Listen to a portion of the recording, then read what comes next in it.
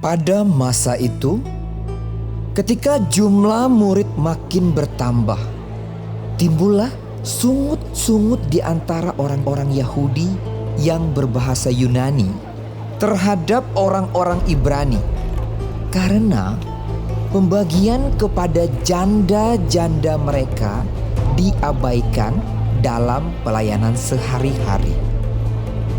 Berhubung dengan itu, kedua belas rasul itu memanggil semua murid berkumpul dan berkata, "Kami tidak merasa puas, karena kami melalaikan firman Allah untuk melayani meja.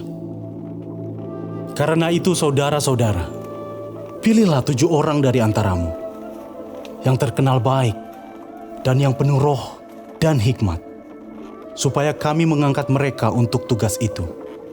Dan supaya kami sendiri dapat memusatkan pikiran dalam doa dan pelayanan firman." Usul itu diterima baik oleh seluruh jemaat. Lalu mereka memilih Stefanus, seorang yang penuh iman dan Roh Kudus, dan Filipus, Prochorus, Nikanor, Timon, Parmenas, dan Nikolaus, seorang penganut agama Yahudi dari Antioquia. Mereka itu dihadapkan kepada rasul-rasul. Lalu rasul-rasul itu pun berdoa dan meletakkan tangan di atas mereka.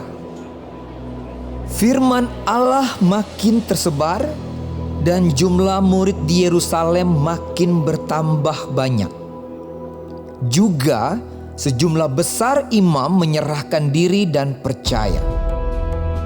Dan Stefanus yang penuh dengan karunia dan kuasa mengadakan mujizat-mujizat dan tanda-tanda di antara orang banyak. Tetapi tampillah beberapa orang dari jemaat Yahudi yang disebut jemaat orang Libertini. Anggota-anggota jemaat itu adalah orang-orang dari Kirene dan dari Alexandria, bersama dengan beberapa orang Yahudi dari Kilikia dan dari Asia. Orang-orang itu bersoal jawab dengan Stefanus, tetapi mereka tidak sanggup melawan hikmatnya dan roh yang mendorong dia berbicara. Lalu mereka menghasut beberapa orang untuk mengatakan, "Kami telah mendengar dia mengucapkan kata-kata hujat terhadap Musa dan Allah." Dengan jalan demikian mereka mengadakan suatu gerakan di antara orang banyak serta tua-tua dan ahli-ahli Taurat. Mereka menyergap Stefanus, menyeretnya dan membawanya ke hadapan mahkamah agama.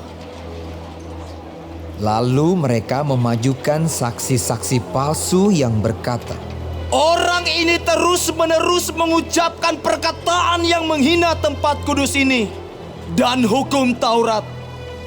Sebab kami telah mendengar dia mengatakan bahwa Yesus orang Nazaret itu akan merubuhkan tempat ini dan mengubah adat istiadat yang diwariskan oleh Musa kepada kita." Semua orang yang duduk dalam sidang mahkamah agama itu menatap Stefanus. Lalu mereka melihat muka Stefanus sama seperti muka seorang malaikat.